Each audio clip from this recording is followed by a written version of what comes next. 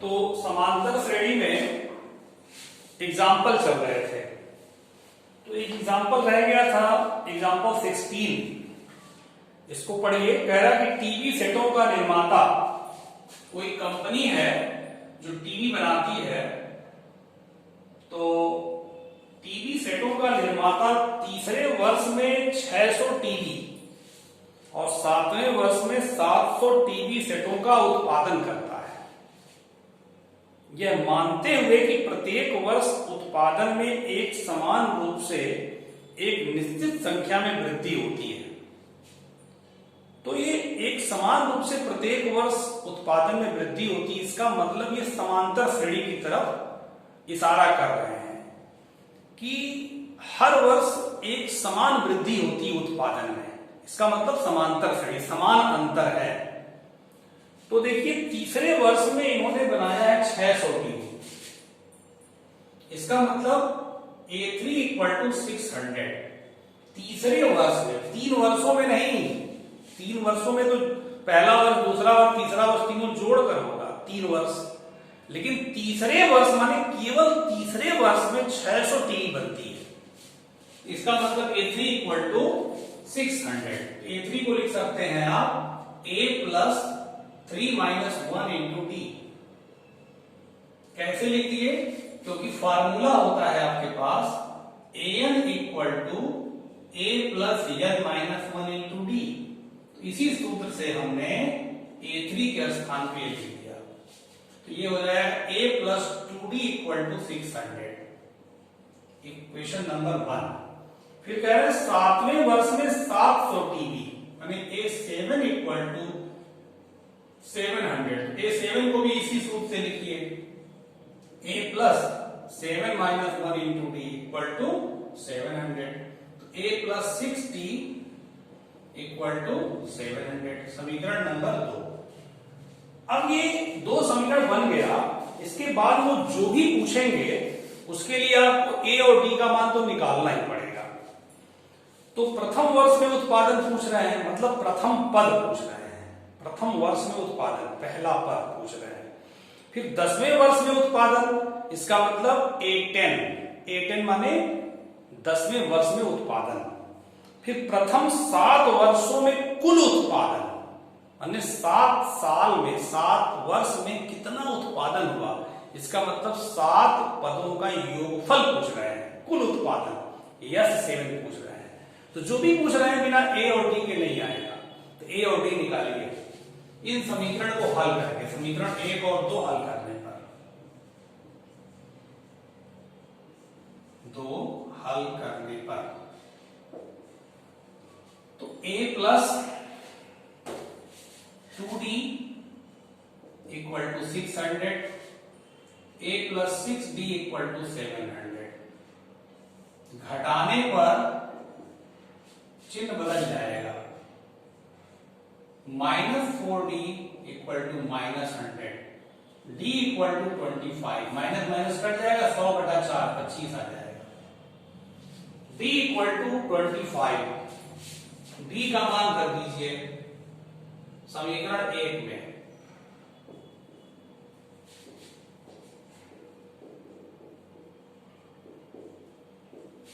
समीकरण 1 है A + 2D = 600, D = आया है 25,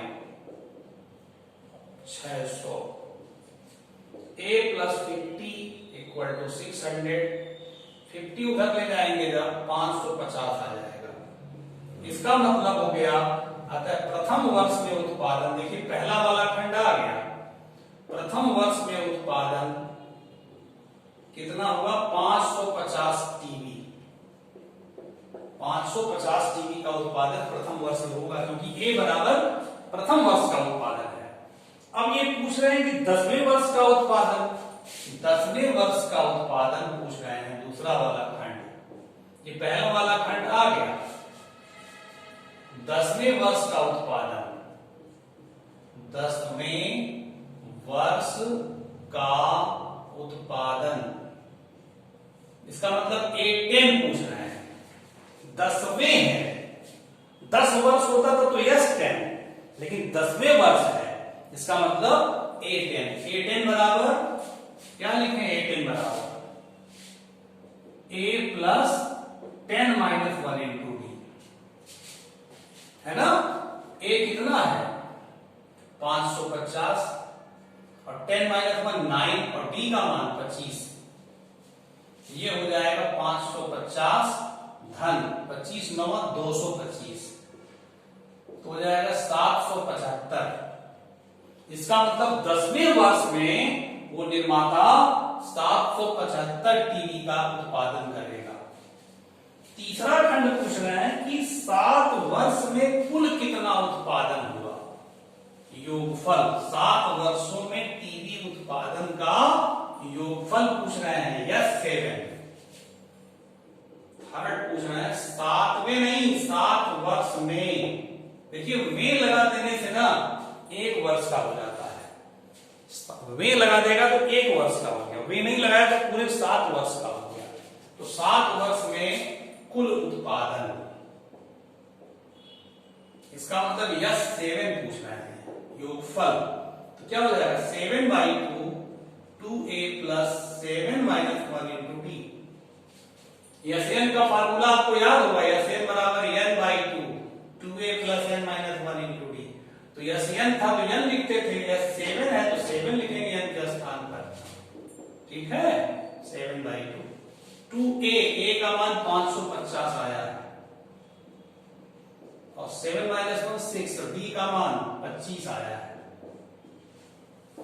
तो 7/2 ये हो जाएगा 1100, ये 25 छक्का 150,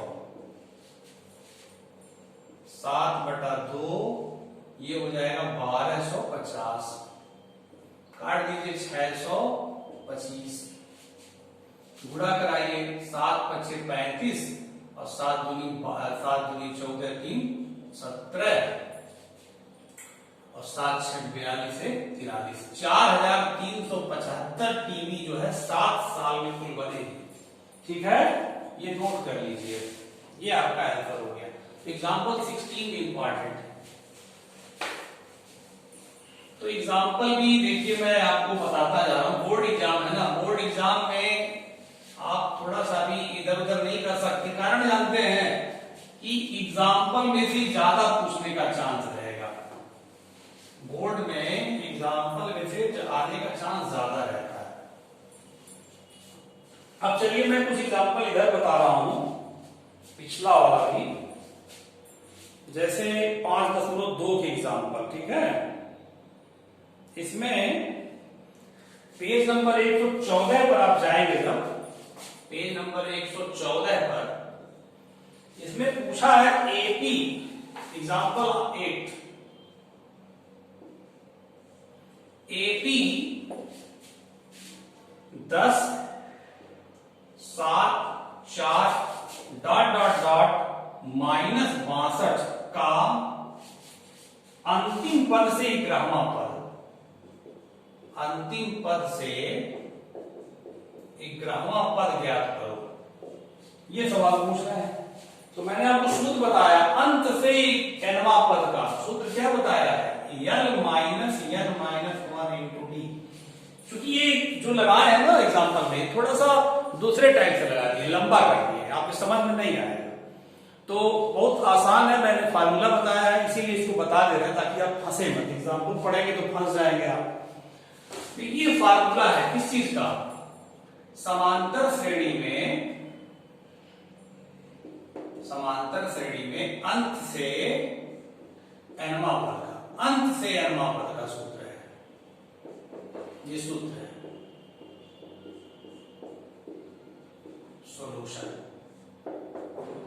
तो यह माने अंतिम पद, अंतिम पद कितना -62, देखिए माइनस, n माने 11वां 11, और d मतलब कितना होगा, द्वितीय पद माइनस प्रथम पद, तो 7 माइनस 10 -3, 10 होगा ये -3, माइनस माइनस का गुणा प्लस, आ गया -32। बस अब ये देखिए लगाए हैं, लंबा चौड़ा लगाए हैं, -32 इनका भी आया है, ठीक है, अब देखिए एग्जांपल नंबर 9।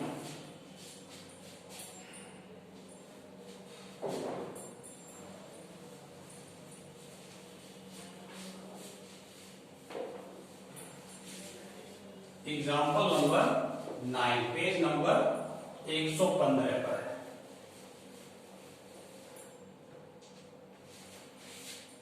पेज 115 पर एग्जाम्पल 9 कह रहे हैं कि 1000 रुपए की एक धनराशि 8% वार्षिक साधारण ब्याज पर निवेश की जाती है। निवेश की जाती माने जमा की जाती है। बैंक में आप जमा करते हैं तो उसको निवेश करना बोलते हैं।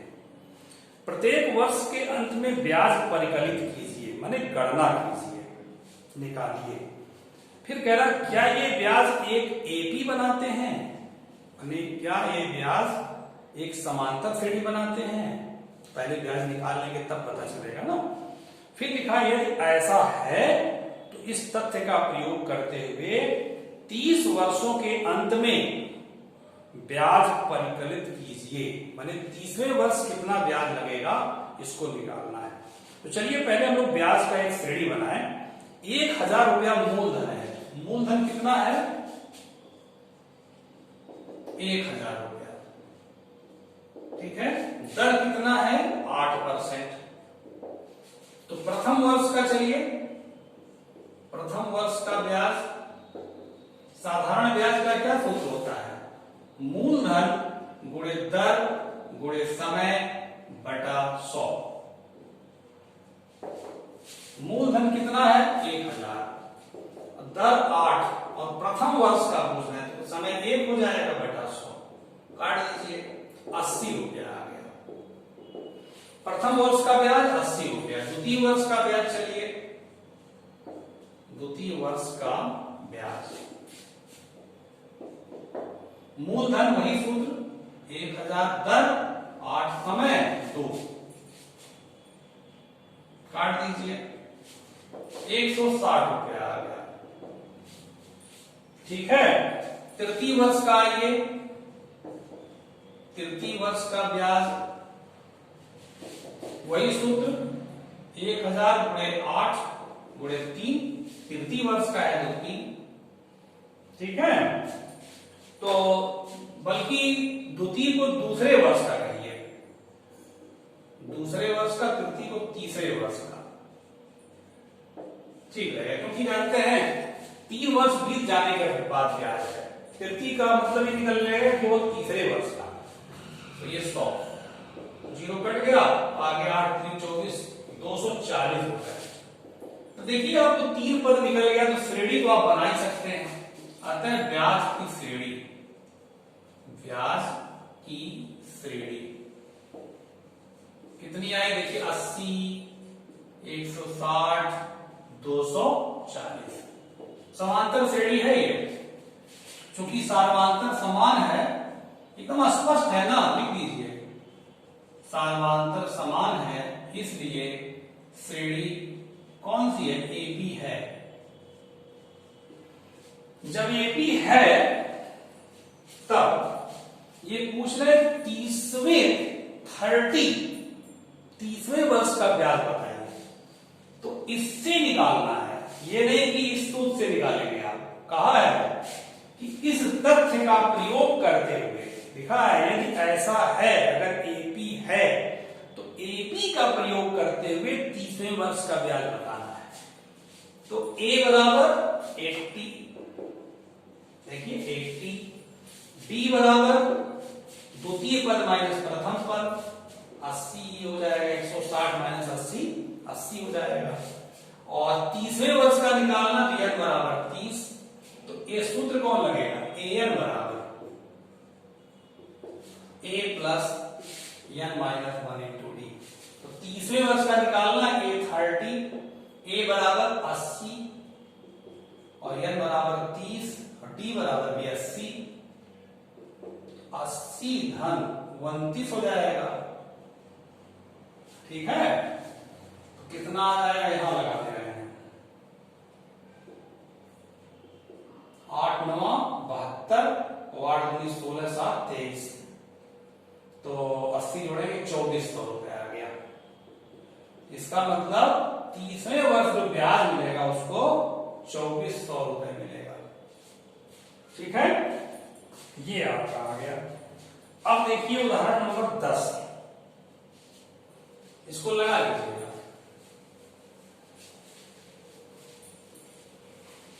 एग्जाम्पल 10 पूरी तरह से समाप्त हो जाए अच्छे से, सब एक एक सवाल लगा लीजिएगा, कोई सवाल छूटने ना पाए। भाई देखिए, काम किया जाता है तो मन से किया जाता है, समझ रहे हैं ना? जब मन से काम होता है तो फिर आगे अच्छा भी लगता है। देखिए एग्जाम्पल 10,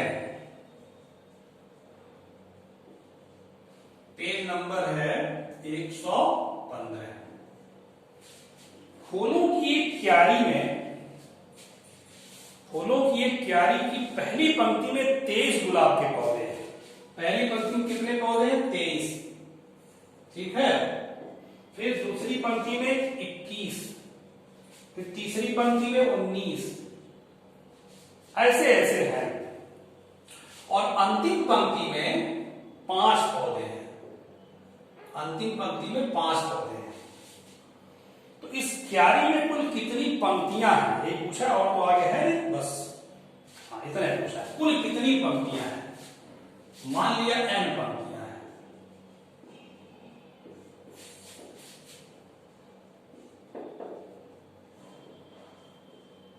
ठीक है, ये समांतर श्रेणी है, देखिए समान अंतर है।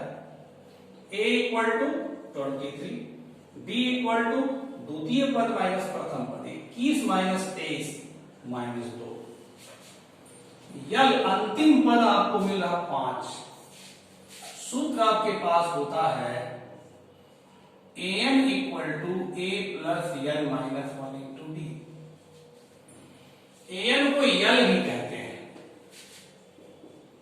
हैं ना, a plus l minus 1 into D.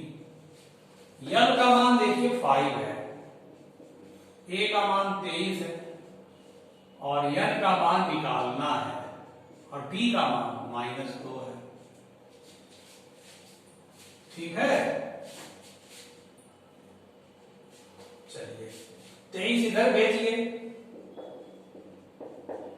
इधर भेज दिए, n -1 इंटू -2, 5 माइनस 23 करेंगे -18 आएगा, -2, तो n -1 इक्वल टू -18 बटा -2, ये -2 बटे में चला गया, तो ये माइनस माइनस कट जाएगा, 2 9 18, -1 इधर भेजिए,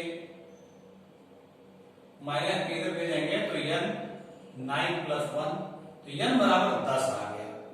इसका मतलब क्यारी में कितनी पंक्तियां होंगी? 10 पंक्तियां। या उत्तर की दीजिए, अतः क्यारी में कुल 10 पंक्तियां होंगी। आंसर की लाइन है ये। तो इस प्रकार से ये आपका समांतर श्रेणी पूरा समाप्त हो गया। ठीक है, अब इसके बाद नेक्स्ट चैप्टर आपको अगली वीडियो में बताएंगे। 5.4 भी हम बता देंगे। ऐच्छिक है ये 5.4 ऐच्छिक है, स्टार बनाया हुआ, स्टार का मतलब नीचे लिखा है। यह प्रश्नावली परीक्षा की दृष्टि से नहीं है, लेकिन बहुत अच्छे अच्छे सवाल है, अच्छे अच्छे क्वेश्चन। ठीक है, तो 5.4 मैं अगली वीडियो में आपको डालूंगा। ठीक, तो अच्छे से इसको पढ़िए, पूरा लगा के फेयर कॉपी कंप्लीट कर लीजिए। फेयर कॉपी कंप्लीट जिसकी इसकी हो जाए, वो लोग जो ग्रुप पर हैं, ग्रुप पर बता दें कि मेरा फेयर पूरा हो चुका है। ठीक है, और इससे हमको पता चल जाएगा आप पढ़ रहे हैं, और फिर अगला वीडियो डालने हमको अच्छा लगेगा, उत्साह बढ़ेगा हमारा। जब आप पढ़ते हैं तभी हम पढ़ा पाते हैं अच्छे से। नहीं पढ़ेंगे, नहीं आप अच्छे से देखेंगे तो फिर क्या फायदा बनाने से होगा। तो आप अच्छे से पढ़िए, क्वेश्चन लगाइए, फिर कॉपी कंप्लीट करिए, तो फिर पढ़ाने में उत्साह पैदा होगा। फिर नेक्स्ट वीडियो मिलते हैं। ओके बेटा।